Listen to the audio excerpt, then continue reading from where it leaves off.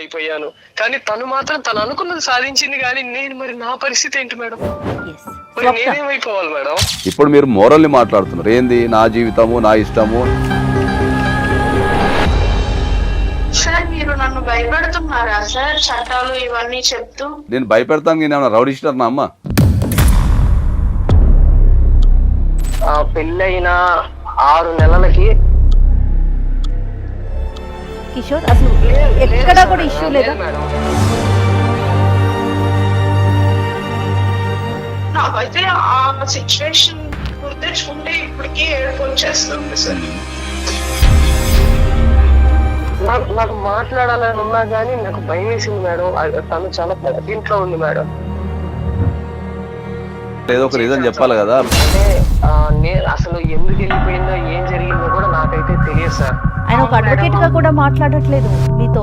ఇంకా గట్టి చెప్పాలంటే మీ ఒక అన్న లెక్క మాట్లాడుతున్నా నేను. మీలాంటి పెద్దవాళ్ళని నేను ఇట్లా మాట్లాడడం, నేనున్నాను మేడం, నేనున్నాను కదా మేడం ఆయనకి.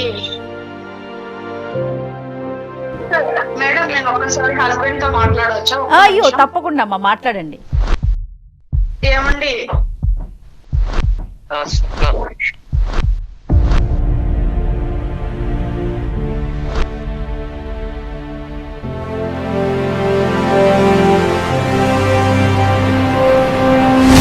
వెల్కమ్ టు అందమైన ప్రయాణం. నమస్తే నాగేశ్వర్ గారు. నాగేశ్వర్ గారు, మనకి కిషోర్ అనే ఒక అతను వాట్సాప్ మెసేజ్ చేశాడండి. అది భార్యాభర్తల మధ్య ఇష్యూ. పూర్తిగా మెసేజ్ చదివాను. నిజంగా ఇలాంటి రీజన్స్ కూడా ఉన్నాయా, ఇలా కూడా ఆలోచిస్తున్నారా అని అనిపించింది. ఆ సమస్యను మీ ముందు పెట్టాలనిపించింది. మరి ఒకసారి కిషోర్తో మాట్లాడదామా? అతని సమస్య ఏంటో మీరే స్వయంగా విందురు కానీ. హలో నమస్తే అమ్మా, కిషోరా మాట్లాడేది? నేను జయాని అందమైన ప్రయాణం ప్రోగ్రాం నుంచి కాల్ చేస్తున్నాను. నాతో పాటు అడ్వకేట్ పూజారి నాగేశ్వర్ గారు కూడా ఉన్నారు. మీరు నాకు వాట్సాప్లో మెసేజ్ పెట్టారు కదమ్మా? ఎస్, నమస్తే. ఒక్కసారి మీ సమస్య ఏంటో, మీరు ఎలాంటి ప్రాబ్లమ్ని ఫేస్ చేస్తున్నారో క్లియర్గా చెప్తే నాగేశ్వర్ గారు దానికి సంబంధించి మంచి సలహా ఇస్తారు. నమస్తే. నమస్తే కిషోర్. నా పేరు వచ్చేసి కిషోర్ సార్. నేను హైదరాబాద్ లో ఇక్కడ స్విగ్గీ డెలివరీ బాయ్ గా చేసుకుంటూ ఉంటాను సార్. Okay okay. నా వయసు వచ్చేసి ఇప్పుడైతే 30 సంవత్సరాలు సార్. ఓకే. నాకు నేను ఇంతకు ముందు నాకు 4 సంవత్సరాల క్రితం పెళ్ళయింది సార్. ఓకే. అప్పుడు పెళ్ళైన సమయంలో నేను మా ఊర్లో ఉండేవాడిని సార్. పొలం పనులు అలా చేసుకుంటూ ఉండేవాడిని సార్. ఓకే. అంటే పెళ్ళైన 6 నెలలకి మా ఆవిడ ఇటు వెళ్ళిపోయింది సార్. అంటే అసలు ఎందుకు వెళ్ళిపోయిందో ఏం జరిగిందో కూడా నాకైతే తెలియదు సార్.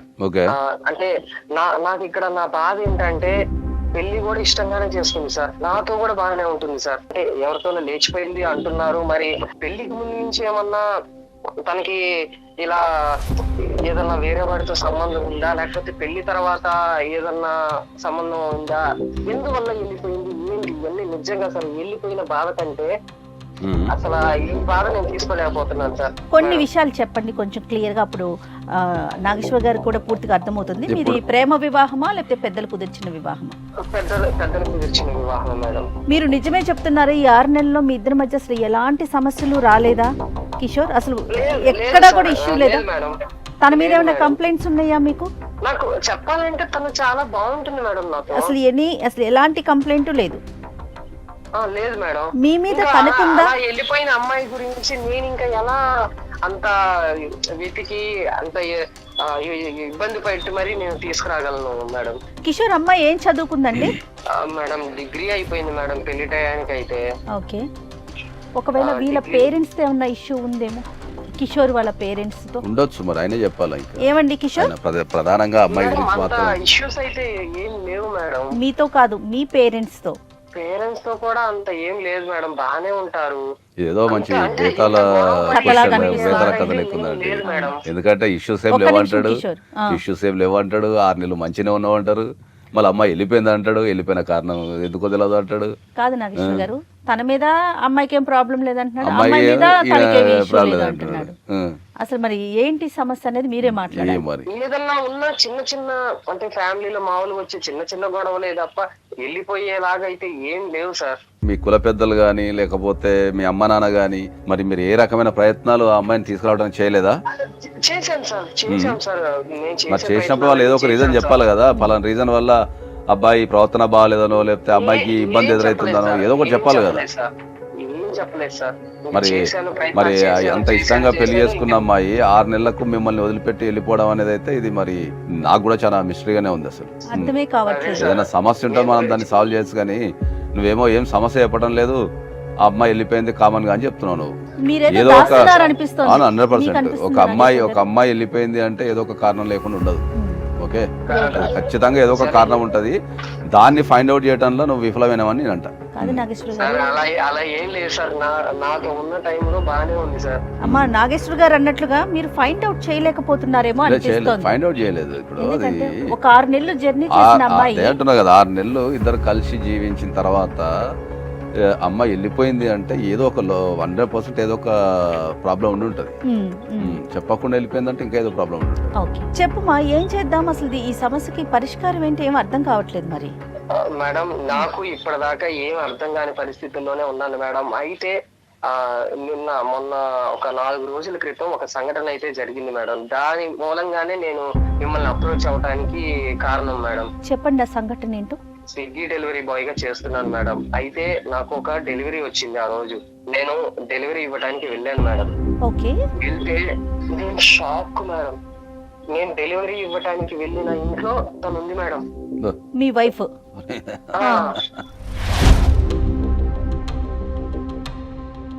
నేను ఎంతకాలం నుంచో వెతికాను, నాకు ఎక్కడ కనపడలేదు, అసలు ఏం లేదు. అలాంటిది నాకు అక్కడ తనని చూడగానే నాకు కళ్ళల్లో తిరిగి మేడం. నాకు అసలు ఏం చేయాలో అర్థం కాలేదు. తర్వాత ఏం జరిగింది? నాకు మాట్లాడాలని ఉన్నా గానీ నాకు భయం వేసింది మేడం. తను చాలా పెద్దింట్లో ఉంది మేడం. తనతో ఎవరున్నారు ఏంటో ఏం తెలియదు మేడం. సో మొత్తానికైతే అడ్రస్ అయితే కనిపెట్టినాడు. మళ్ళీ ఏం మాట్లాడితే ఏం చేస్తారు, ఎలా రియాక్ట్ అవుతారు, మళ్ళీ తనతో ఎవరున్నారు ఏంటో ఇవన్నీ నా వల్ల కాలేదు మేడం. నాకు అందుకే ఏం చేయాలో అర్థం కాక ముందు అక్కడి నుంచి వచ్చేసాను మేడం. కిషోర్ గారు, మీరు స్టార్టింగ్ నుంచి ఎంతసేపు సెకండ్ వేనే మాట్లాడుతున్నారండి. నాకైతే నిజంగా చాలా ఇబ్బందిగా అనిపిస్తుంది మీ మాటలు. ఎవరున్నారో ఏం జరిగిందో అది కాదు కదా, తనకు అనిపించింది ఏమైంది అనేది ఆలోచించట్లేదు ఎంతసేపు. తన రియాక్షన్ ఎలా ఉంది మిమ్మల్ని చూసాక?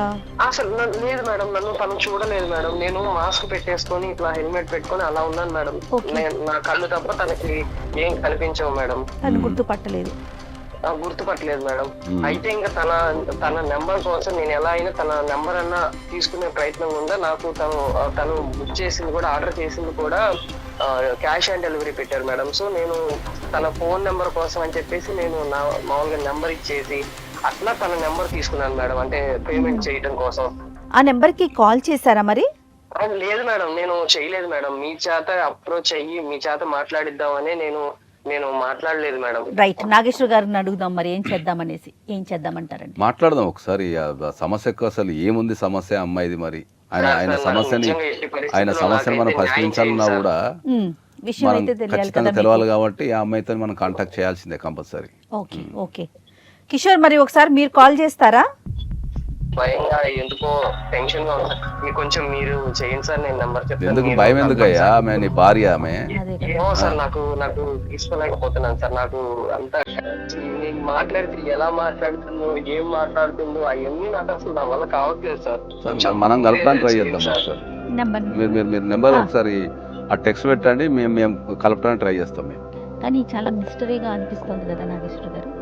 సమస్య అంటూ తనంటూ ఏమీ చెప్పట్లేదు. మరి మీరు మాట్లాడితే మీకు అర్థమవుతుంది మేడం. పంపించాను మేడం. ఓకే, నేను కాల్ చేస్తా.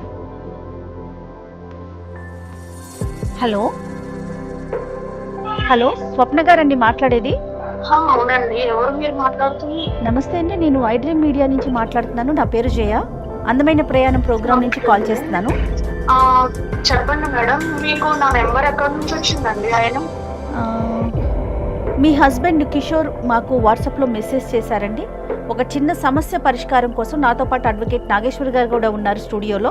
లేదు మేడం, నేను నా జీవితం ఏదో నేను బతుకుతున్నానండి, నా పేరెంట్స్ కి నా ఫ్యామిలీకి అందరికి దూరంగా. అయినా నేను ఈ నెంబర్ అసలు మీకు ఎలా దొరికిందో నాకు అర్థం కావట్లేదు. నా జీవితాన్ని ఇట్లా ఉండనియండి ప్లీజ్. మీ జీవితాన్ని మేమేదో నవ్వుల పాలు చేసేసి నలుగురికి చెప్తానికి కాదమ్మా, దాన్ని సరిదిద్ది సక్రమంగా ముందుకు వెళ్ళాలని ఒక ఆలోచనతోనే మేము ఈ కార్యక్రమం చేస్తామన్నాము. 6 months మీ హస్బెండ్తో కలిసి ఉన్నారు, తర్వాత మీరు ఇంట్లో నుంచి వెళ్ళిపోయారు. గత 3 సంవత్సరాలు మేడం నాకు వద్దు, ఏమీ వద్దు మేడం, ప్లీజ్ నన్ను ఇలా బతకనియండి ప్లీజ్. నాగేశ్వర గారు మాట్లాడుతున్నారు, ఒకసారి నువ్వు అసలు వినే ప్రయత్నం అన్నా చేయి తల్లి. నీ జీవితానికి సంబంధించే కదా మేము మాట్లాడుతున్నాము. అమ్మా నువ్వు ఎవరితో ఒకరితో కంపల్సరీ పంచుకోవాలమ్మా. ఫస్ట్ మాకు వద్దు మేడం, నేను నా జీవితంలో చాలా చూసేసాను మేడం, ప్లీజ్ వద్దు సార్, వద్దు, మీరు ఏమనుకోకండి.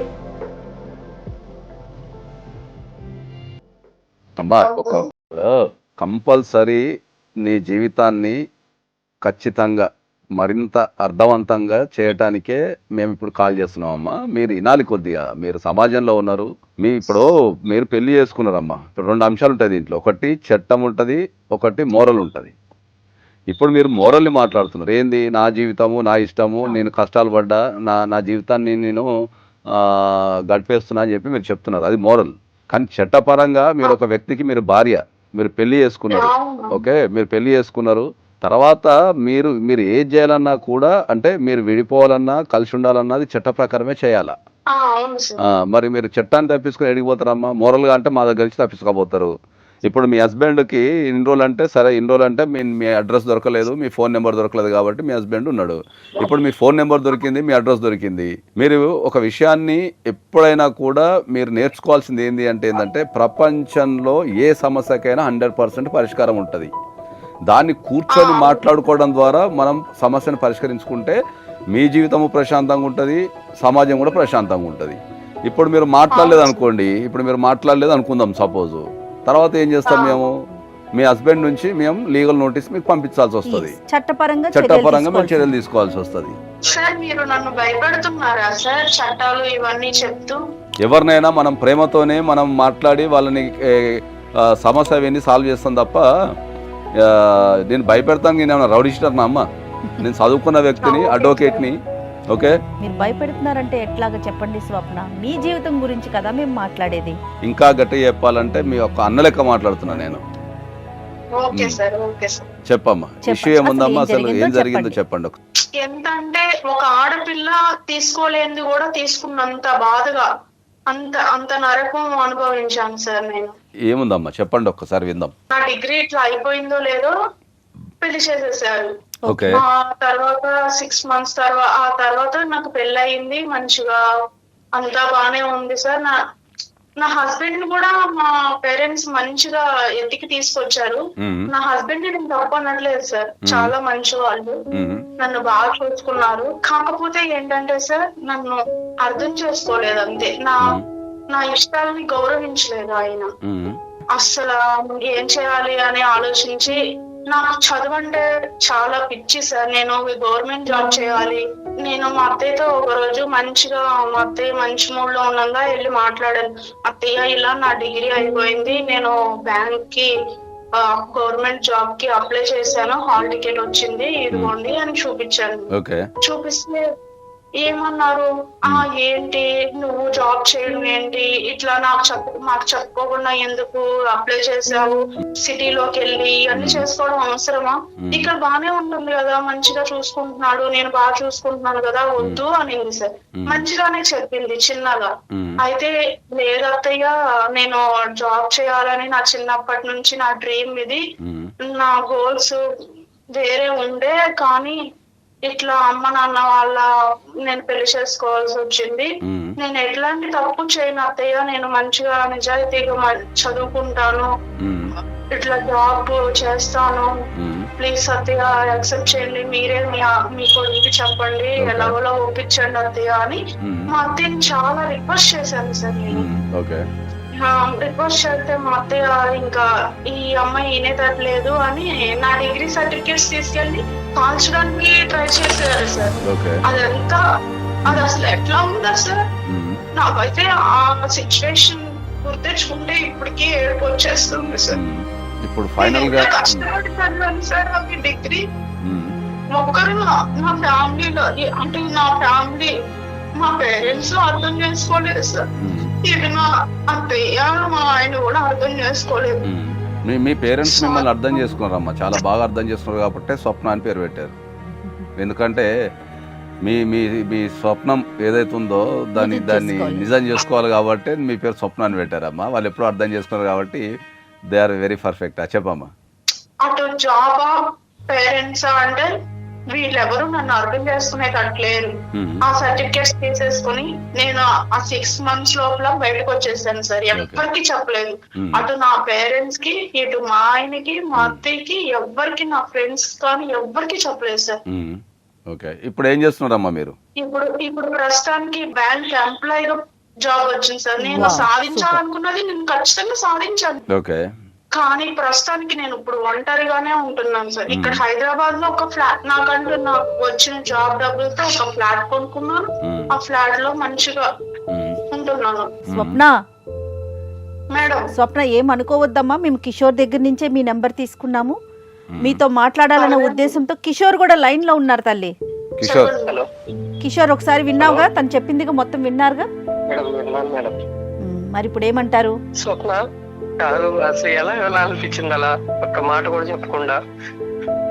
బానే ఉన్నాం కదా, ఒక్క మాట కూడా చెప్పకుండా అలా ఎలా వెళ్ళిపోవాలనిపించింది నీకు? అసలు నువ్వు ఆ అమ్మాయికి సపోర్ట్ చేయలేదు కదా అబ్బా.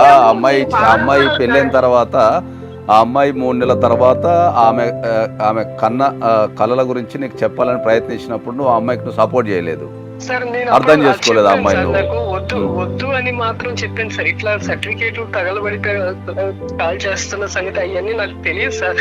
నాతో అయినా చెప్పొచ్చు కదా సార్. సరే, నేను పెళ్లి చేసుకున్న భార్య సార్. కొంతకాలం కాకపోతే కొంతకాలం అయినా నేను కన్విన్స్ చేసుకోవాలి, తననైనా కన్విన్స్ చేసేవాడిని.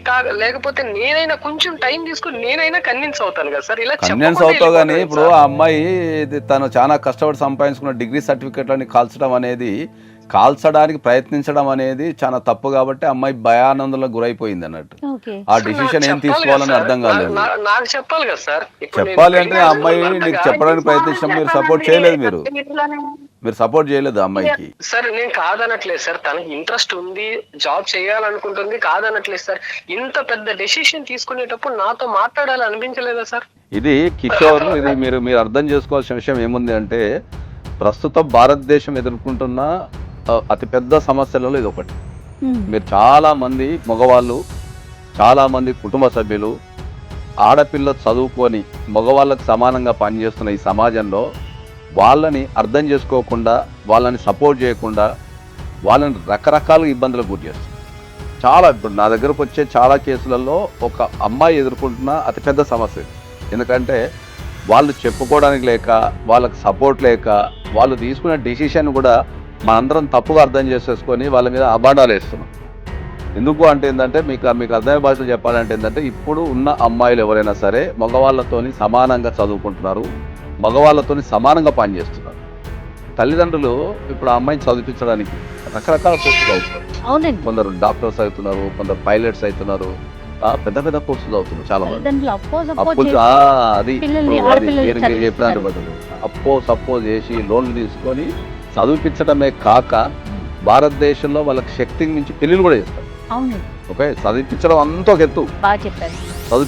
ఎత్తు, చదివించిన తర్వాత మళ్ళీ వాళ్ళని గౌరవంగా మళ్ళీ పంపించాలి అంటే మళ్ళీ వీళ్ళు సంపాదించింది అంతా సప్పో చేసి నగలు కొని, బట్టలు కొని, వాళ్ళకి గ్రాండ్గా పెళ్లి చేసి పంపించే క్రమంలో కూడా డబ్బు ఖర్చు అవుతుంది. ఖర్చు అయిన తర్వాత ఆడపిల్ల మానసిక పరిస్థితి ఎట్లుంటుంది ఏంటంటే, అరే నా తల్లిదండ్రులు నన్ను ఇంత కష్టపడి సంపాదించారు కదా, కష్టపడి చదివించారు కదా, లేకపోతే నాకు ఇంత కష్టపడి పెళ్లి చేశారు కాబట్టి, తను కష్టపడి సంపాదిస్తుంది కాబట్టి ఎంతో కొంత బ్యాక్ ఇవ్వాలి పేరెంట్స్. అది ఈ కారణం ఏదైనా కావచ్చు. అప్పు ఉండొచ్చు, ఎడ్యుకేషన్ లోన్ ఉండొచ్చు, లేకపోతే ఇంట్లో ఇంకా చదువుతున్న పిల్లలు ఉండొచ్చు. ఇప్పుడు ఈ అమ్మాయి కేసులో కూడా ఇద్దరు చెల్లెళ్ళు ఉన్నారు. ఓకే, వాళ్ళ పెళ్లిళ్ళు చేసిన బాధ్యత ఉండొచ్చు. ఓకే, లేకపోతే ఆరోగ్య పరిస్థితులు బాగుండకపోవచ్చు తల్లిదండ్రులు. కాబట్టి పనిచేసే అమ్మాయి, ఒక మగ పిల్లగాడు ఎట్లయితే సంపాదించిన తర్వాత తల్లిదండ్రులను చూసుకోవాలనుకుంటున్నాడో, ఒక ఆడపిల్ల కూడా ఈ రోజులలో పనిచేస్తూ ఇద్దరిని, 2 కుటుంబాలని బ్యాలెన్స్ చేయాల్సిన బాధ్యత మగవాడికి వచ్చే ఒక కుటుంబాన్ని బ్యాలెన్స్ చేస్తే సరిపోతుంది.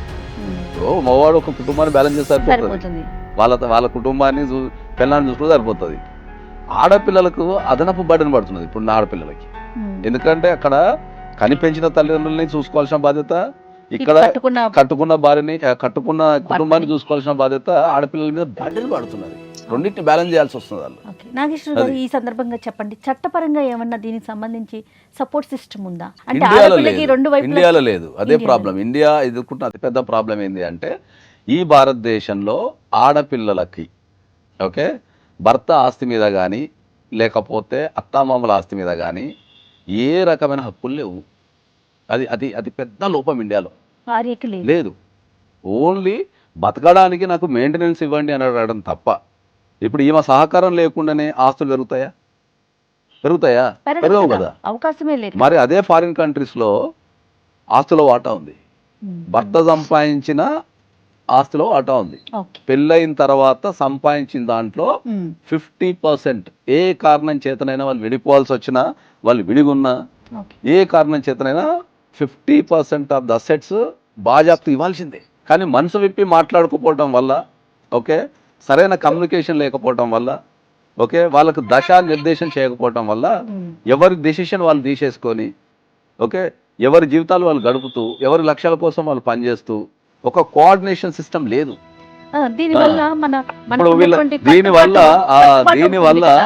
వీళ్ళ అందమైన జీవితం, ఒక యవ్వనంలో ఒక అందమైన 4 సంవత్సరాల జీవితం, ఒక భార్యాభర్తలు కలిసి ఎదగాల్సిన జీవితం, వాళ్ళిద్దరు విడిపోయి ఎవరి జీవితాలు వాళ్ళు గడుపుతూ ఒకరి మీద ఒకరికి ప్రేమ ఉన్నా కూడా చెప్పుకోలే పరిస్థితులు ఉంటాయి. ఇప్పుడు స్వప్న తన గోల్ తను రీచ్ అయ్యింది. అవును, చెప్పండి. కానీ మీరు అన్నట్లుగా కలిసి ఉండాల్సిన జీవితం ఒక యవ్వనంలో 4 సంవత్సరాలు తోడుగనుకుంటే మానసికంగా కానీ, శారీరకంగా కానీ, సామాజిక పరంగా కానీ వీళ్ళు చాలా గట్టి ఉంటారు, మెచ్యూర్డ్గా ఉంటారు. ఒక మెచ్యూరిటీ అనేది ఒక వ్యక్తితో గడపడం ద్వారానే వస్తుంది. చెప్పమా కిషోర్, ఏదో చెప్తున్నారు, చెప్పండి మేడం. మీ నిజంగా సార్ చెప్పిన మాటలు చాలా నిజాలు ఉన్నాయి మేడం. ప్రజెంట్ అలాగే ఉన్నారు జనాలందరూ కూడా. నేను దాంట్లో కూడా కాదనలేను మేడం. కానీ నా లైఫ్ లో ఇప్పుడు పెళ్లి చేసుకున్నప్పుడు ఒకరి బాధ్యత ఒకరిలాగా మనం చూడాలి మేడం. కానీ తను మాత్రం తను అచీవ్ చేయాలనుకుని తను వెళ్ళిపోయింది మేడం. తన స్వార్థం చూసుకుని తను వెళ్ళిపోయింది, తను అచీవ్ చేసింది మేడం. కానీ నేను వాళ్ళ మాటలు వీళ్ళ మాటలు ఎన్ని అవమానాలు పడిపోయి అసలు నేను ఇంకా క్షీణించిపోయాను మేడం. నేనైతే చెప్పాలంటే అప్పుల పాలైపోయాను. కానీ తను మాత్రం తను అనుకున్నది సాధించింది. కానీ నేను మరి నా పరిస్థితి ఏంటి మేడం? మరి నేనేమైపోవాలి మేడం? స్వప్న, మీరు చెప్పండి. నేనున్నాను మేడం, నేనున్నాను కదా మేడం ఆయనకి. మరి 4 సంవత్సరాలు ఎటు వెళ్ళినామో మరి ఉన్నప్పుడు మీరు మరి హైదరాబాద్కి వచ్చిన తర్వాత మీరు సార్ నేను వేరే ఉద్దేశంతో నేను బయటకు రాలేదు సార్. నేను వాళ్ళ అమ్మని మా ఆయన్ని విడదీయడం నాకు ఇష్టం లేక నేను అనుకుని నేను బయటకు వచ్చేసాను సార్. వాళ్ళిద్దరిని విడదీయడం ఇష్టం లేక మీరు విడిపోయారు. మీ 4 ఏళ్ల జీవితాన్ని వెనక్కి తెచ్చుకోండి చూద్దాం. ఎవరు తీసుకురాగలుగుతారు ఒక 4 సంవత్సరాల జీవితాన్ని? ఈ 4 సంవత్సరాలు నేను ఎంత నరకం అనుభవించాను సార్ ఒంటరిగా.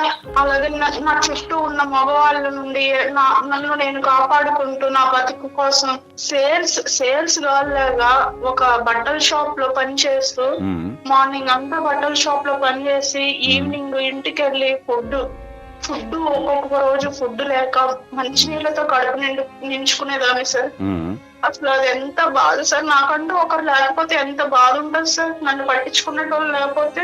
నాకు ఆ బట్టల షాప్ లో ఎంత వస్తాయి సార్? బట్టల షాప్ లో ఇప్పుడు ప్రస్తుతం పనిచేస్తే 10,000 12,000 అంతేగాని సార్. 10,000 12,000 నాకు కొంచెం ఉంచుకుని కొంచెం దాచిపెట్టుకుని అలాగా నేను బ్యాంక్ కోచింగ్ తీసుకున్నాను సార్. ఎంత కష్టపడి ఉంటాను సార్. ఆ టైంలో నా హస్బెండ్ నన్ను అర్థం చేసుకుని ఉంటాం. అయితే అమ్మా నువ్వు చెప్పింది అర్థమైందమ్మా, నువ్వు చెప్పింది అర్థమైంది. కానీ దీన్ని బ్యాలెన్స్ చేయాల్సిన బాధ్యత కూడా మీ అందరిపైన ఉండాల్సి ఉండే. మీకు ఒక విషయాన్ని అయితే నేను చాలా స్పష్టంగా చెప్పదలుచుకునేది అంటే అమ్మా, భారతదేశంలో డైవర్స్ రేషియో పెరుగుతుంది. ఓకే, ఎందుకు పెరుగుతుంది? అసలు ఏం సమస్యలు ఉంటాయి భార్యాభర్తల మధ్యలో చెప్పండి. ముఖ్యంగా ఇదిగో అనుమానాలు, మిస్అండర్స్టాండింగ్, అనుమానాలు, ఫైనాన్షియల్ ఇష్యూస్ తప్ప ఏముడవు. ఈ మూడే ఏముడవు. నువ్వు మొత్తం వెతుకులాడినా కూడా మిస్కమ్యూనికేషన్, మిస్అండర్స్టాండింగ్, సపోర్ట్ సిస్టమ్ లేకపోవడము, ఓకే, ఒకరినొకరు అర్థం చేసుకోవటము, ఇల్లీగల్ రిలేషన్షిప్స్ ఉండటము, ఫైనాన్షియల్ ఇష్యూస్, ఇవే ఉంటాయి అన్ని. ఇవన్నీ కూర్చొని మాట్లాడుకొని పరిష్కరించదగ్గయే. ఓకే, మనం కోర్టుకి వెళ్తాము, కోర్టులో కూడా మీకు కౌన్సిలింగ్ సెషన్సే ఉంటాయి, లేకపోతే కోర్టులో కూడా కలిసి ఉండటానికో విడిపోవడానికో చెప్తారు తప్ప కోర్టుకు వెళ్ళడం వల్ల కలిగే లాభం ఏముంటుంది? ఓకే, ఒక పర్సనల్ జీవితాన్ని నేనైతే బీయింగ్ ఏ అడ్వకేట్ కింద అయితే నేను మ్యాట్రిమోనియల్ ఇష్యూస్లో ఎవరినైతే చాలా మందికి ప్రిఫర్ చేయను నేను కోర్టుకు వెళ్ళడానికి. సాధ్యమైనంత వరకు కూర్చొని, సాధ్యమైనంత వరకు కూర్చొని మాట్లాడి పరిష్కరించుకోండి అని చెప్తాను నేను. నాకు ఇంకొక విషయం అర్థం కావట్లేదు నాగేశ్వర గారు, వీళ్ళిద్దరి విషయంలో ఇటు పేరెంట్స్ ఉన్నారు, అటు పేరెంట్స్ ఉన్నారు. వాళ్ళ దాకా తీసుకెళ్తే ఏం చేయాలి, ఎలా చేయాలి, ఏం చేయకూడదు, కనీసం వాళ్ళకు ఒక సలహా అన్న లభించేది కదా. ఎవరితో మాట్లాడకుండా ఎవరి డెసిషన్ వాళ్ళు తీసేసుకొని భయం, వీళ్ళకు చెప్తే వినరేమో. ఈ అమ్మాయి ప్రధానంగా ఈ అమ్మాయి భయానికి లోనైపోయింది అంతే. ఈమెకున్న ఏదైతే కళలు ఉన్నాయో వీళ్ళందరూ కలిసి నాశనం చేసేస్తారేమో. ఓకే, ఇప్పుడు తల్లిదండ్రుల సైడ్ చూసుకుంటేనేమో సామాజికమైన ప్రెజర్ ఏముంటది, 3 ఆడపిల్లలు ఉన్నారు, ఒక అమ్మాయిని పెళ్లి చేసి పంపించేసేయాలని వాళ్ళ దృక్పథం. అంతే. అత్తమామల సైడ్ చూసుకుంటేనేమో పెళ్ళైన ఆడపిల్ల పని చేయొద్దు, ఇంట్లో కూర్చోవాలనేది అత్తమామల దృక్పథము. ఓకే, మొగునికి చెప్పడానికి ట్రై చేసినప్పుడు అతను అర్థం చేసుకొని సపోర్ట్ చేసుకుండొచ్చు. వీళ్ళు ఎవ్వరు సపోర్ట్ లేదు కదా, వీళ్ళకి చెప్తే వింటారో వినరో, వీళ్ళతో ఎవరు ఫైట్ చేయాలా అని చెప్పేసి ఆమె పారిపోయింది అంతే. జీవితం నుంచి పారిపోయింది కదా. అదే నేర్పుతున్నా నేను. ఇప్పుడున్న సమాజంలో ఇంకా ఈ కథలో మనం నేర్చుకోవాల్సింది ఏంటంటే కనీసం పోరాడుతున్నారు, పోరాడుతున్నారు. స్వప్నకి అండ్ కిషోర్ కి మీరు ఏం చెప్తారు? మీ సలహా ఏంటి? వాళ్ళిద్దరు సింకుల్నే ఉన్నారు, మిస్కమ్యూనికేషన్ లేదు అంతే. ఇద్దరు సింకుల్నే ఉన్నారు కదా. ఇప్పుడు ఎందుకు అనిపిస్తా లేదు? ఈ అమ్మాయి కూడా ఇప్పుడు ఇక కష్టపడి వచ్చి ఇప్పుడు జాబ్ చేసి ఇల్లు కొనుక్కొని మంచిగా సెట్ అయిపోయింది. ఈ అమ్మాయి కూడా ఎవరితో రిలేషన్షిప్ లో లేదు, భర్త కోసం వెయిట్ చేస్తున్నది.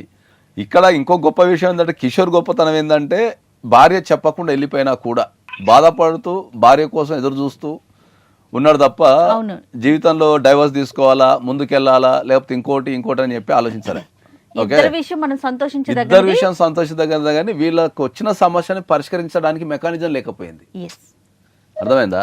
ఇప్పుడు ఇదే విషయము, ఇదే స్వప్న ఈ డిసిషన్ తీసుకునే ముందు, ఇంట్లో నుంచి పారిపోవాలనే ఒక డిసిషన్ తీసుకునే ముందు గనక మనలాంటి వాళ్ళకి కాల్ చేసి ఉంటే, ఓకే, మనలాంటి వాళ్ళకి కాల్ చేసి ఉంటే వాళ్ళ తల్లిదండ్రులను కూర్చోబెట్టుకొని కౌన్సిలింగ్ ఇచ్చేటోళ్ళం, అత్తామామని కూర్చోబెట్టుకొని కౌన్సిలింగ్ ఇచ్చేటోళ్ళం, కిషోర్ భార్యాభర్తలను కూర్చోబెట్టుకొని కౌన్సిలింగ్ ఇచ్చి ఈ అందమైన జీవితాన్ని వాళ్ళని మరింత అందంగా చేసేటోళ్ళం. మరి స్వప్న అండి కిషోర్ ఏం చేయమని అమ్మా విన్నారా? కిషోర్ వింటున్నారా? మరి ఇప్పటికైనా స్వప్న గారు మీ హస్బెండ్ ని మీరు కలిసి జీవించే అవకాశం ఉందా? మా హస్బెండ్ ఇంత బాధపడ్డారు కదా మేడం, ఇంత కష్టపడ్డారు కదా. మా హస్బెండ్ దగ్గరికి నేను వెళ్ళిపోవడానికి కూడా ఇప్పటికిప్పుడు సిద్ధమే మేడం. నాకు ఉన్న జాబ్ ఇవన్నీ వదిలేసి నేను హ్యాపీగా ఆయనతో బ్రతకడానికి సిద్ధమే మేడం. అమ్మా ఇప్పుడు నువ్వు ఎట్లుందంటే ఇది కథ మొత్తం అన్నీ అయిపోయిన తర్వాత ఏ జాబ్ కోసం అయితే నువ్వు వచ్చి పోరాడవు, మళ్ళీ అదే జాబ్ వదిలిపెట్టి వాళ్ళ హస్బెండ్ దగ్గర పోతాను. మరి ఇదంతా స్టోరీ ఎందుకమ్మా? ఆల్రెడీ అక్కడే ఉంటే అయిపోయేదానికి. ఇప్పుడు ఇన్ని రోజులకి నీకు నీ ఉద్యోగం కూడా వద్దని ఎట్లా అంటున్నావు తల్లి? అట్లా కాదమ్మా. మీ హస్బెండ్ మీరు నాకు తెలిసి మీరిద్దరు హైదరాబాద్ లో ఉన్నట్టున్నారు. ఒకసారి మీరిద్దరు వచ్చి ఒకసారి ఆఫీస్ లో కలవండి. ఆఫీస్ లో కలిస్తే కిషోర్ ఒపీనియన్ ఉంది. ఆయన ఆల్రెడీ వాళ్ళ ఆవిడ కోసం ఎదురు చూస్తూనే ఉన్నాడు ఆల్రెడీ. నిజంగా మేడం, అంటే నాకు ఇన్ని రోజుల నుంచి అసలు ఎందుకు వెళ్ళిపోయింది అనేది నాకు ఎంతో బాధనిచ్చింది మేడం. రకరకాల అనుమానాలు నా మైండ్ లో తిరుగుతున్న 100 క్వశ్చన్లకి ఆన్సర్ అయితే దొరికింది మేడం. నాకు ఎందుకంటే నాకు నిజంగా నాకు చాలా నిజం చెప్పాలని చాలా హ్యాపీగా ఉంది మేడం. నాకు నేను అనుకోలేదు మేడం. అంటే నాకు మేబీ ముందే మాట్లాడుతుంటే వేరేలాగా ఉండేదేమో, కానీ ఇక్కడ దాకా వచ్చి నాకు నిజంగా చాలా రిలీఫ్ ఉంది మేడం. నాకు ఇప్పటి వరకు కూడా ఎంతో మంది ఎన్ని మాటలు పడ్డా అన్నా గానీ హెల్త్ ప్రాబ్లమ్స్ వచ్చి అన్ని అప్పులయ్యి అంత ఇబ్బందులు పడుతున్నా గానీ నాకు అసలు ఎందుకు వెళ్ళిపోయింది అనే ఆ క్వశ్చన్ అసలు నిద్ర కూడా పట్టేది కాదు మేడం. అసలు అలాంటిది ఇప్పుడు నాకు నిజంగా చాలా, అంటే పాపం తను కూడా ఒంటరిగా ఎంత ఇబ్బంది పడుతుంది. కంపల్సరీ జయ గారికి ప్రత్యేకమైన మీ ఇద్దరు జీవితాంతం జయ గారికి మీరు రుణపడి ఉండాలి. ఎందుకు అంటే ఏంటంటే సమాజంలో మంచిని పెంపొందించాలి, కుటుంబాలన్నీ మంచి వాతావరణంలో పెరగాలి, పిల్లలు మంచి వాతావరణంలో పెరగాలని జయ గారి ప్రోగ్రామ్ ని డిజైన్ చేయడం జరిగింది. ఇలాంటి ఎక్స్పర్ట్స్ ఉండబట్టే కదండి. చెప్పమ్మా. సార్ ఇప్పుడు నేను ఏమనుకుంటున్నానంటే మేడం, మా హస్బెండ్ ఒప్పుకుంటే మేమిద్దరం కలిసి మంచిగా మా అప్పులు తీర్చుకుంటాం మేడం. అందరినీ ఒప్పించుకుని మా లైఫ్ మళ్ళీ మంచిగా లైఫ్ రీచ్ చేద్దామని అనుకుంటున్నాను మేడం నా సైడ్ నుంచి. కిషోర్ తప్పకుండా అమ్మా, తప్పకుండా. మంచి ఆలోచన. ఒక్క విషయం ఏంటంటే ఫస్ట్ మీరిద్దరు కలిసి మాట్లాడుకోండి, మీరిద్దరు కలిసి ఒక అవగాహనకు రండి. వచ్చిన తర్వాత ఇద్దరు కలిసి మీ పేరెంట్స్ ఇద్దరితోని మాట్లాడుకొని ఒక అందమైన జీవితాన్ని గడపండి. ఈ మాట్లాడే క్రమంలో మళ్ళీ మీకు ఏమైనా ఇబ్బందులు ఎదురైనా, మీ ఇద్దరి మధ్యలో ఏమైనా ప్రాబ్లమ్స్ వచ్చినా, మీకు మీ అత్తమామల నుంచి కానీ, లేకపోతే మీ అమ్మ నాన్నల నుంచి కానీ, పేరెంట్స్ నుంచి కానీ, లేకపోతే సమాజం నుంచి కానీ, ఎక్కడి నుంచి ఏ సమస్య ఎదురైనా మీరు ఎనీ టైం మాకు కాంటాక్ట్ చేయండి. మీకు హెల్ప్ చేసి మీ జీవితం సాఫీగా సాగటానికి ఇక్కడ మేము రెడీగా ఉన్నాము. వాళ్ళకైనా కౌన్సిలింగ్ ఇస్తాము, మీకైనా కౌన్సిలింగ్ ఇస్తాము. ఇద్దరు మంచిగా ఉండండి. ఇద్దరు మీ మాటలు అంటే మీరు చాలా సెంటిమెంట్ ఉన్నారు, మీ మాటలు అవన్నీ చూస్తుంటే ఇద్దరు సెంటిమెంట్ ఉన్నారు బాగా. ఓకే మేడం, నేను ఒకసారి హస్బెండ్ తో మాట్లాడవచ్చా? అయ్యో తప్పకుండా అమ్మా, మాట్లాడండి. ఏమండి నన్ను క్షమించండి. నేను మిమ్మల్ని ఇబ్బంది పెట్టడానికో బాధ పెట్టడానికో నేను ఇలా రాలేదు. నేను కూడా నా సైడ్ నుంచి కూడా నేను సారీ చెప్తున్నాను. నేను కూడా ఆ టైంలో సరిగ్గా అర్థం చేసుకొని ఉండాల్సింది, నేను ఆ టైంలో అర్థం చేసుకోలేకపోయాను. నన్ను కూడా క్షమించు. నువ్వు మంచిగా ఉందాం మనం. ఒక అందమైన ప్రయాణాన్ని కొత్తగా స్టార్ట్ చేయండి. ఓకే సార్ మేడం, మీకు కూడా ఇద్దరికి నిజంగా చాలా థ్యాంక్ యూ. అసలు మీరు లేకపోయింటే ఈ కన్ఫ్యూజన్స్ అన్ని ఇలాగే ఉండిపోయి మేమిద్దరం దూరంగానే ఉండిపోయే వాళ్ళమేమో. మీ వల్లే మేము కలిసాం. తప్పకుండా మంచిగా ఉండండి, ఆనందమైన జీవితాన్ని గడపండి. ఏ రకమైన ఇబ్బంది అయినా కాల్ చేయండి. ఓకేనమ్మా? థ్యాంక్ యూ అమ్మా. Thank you Kishore. Right right అమ్మా. థ్యాంక్ యూ సో మచ్ అండి. Thanks a lot. ఇంకొక ఇష్యూతో మళ్ళీ కలుద్దాం. నమస్తే.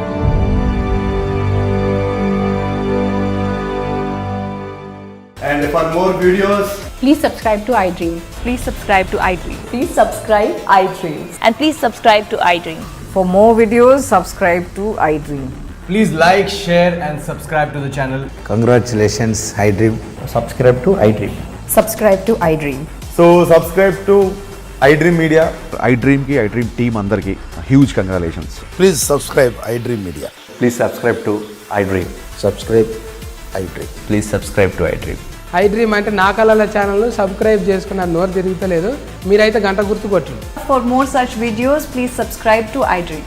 Subscribe to iDream. Please subscribe to iDream. Please subscribe iDream Media. Please do subscribe to iDream. Please subscribe to iDream Media. For best entertainment and information, please subscribe iDream. And don't forget to subscribe to iDream.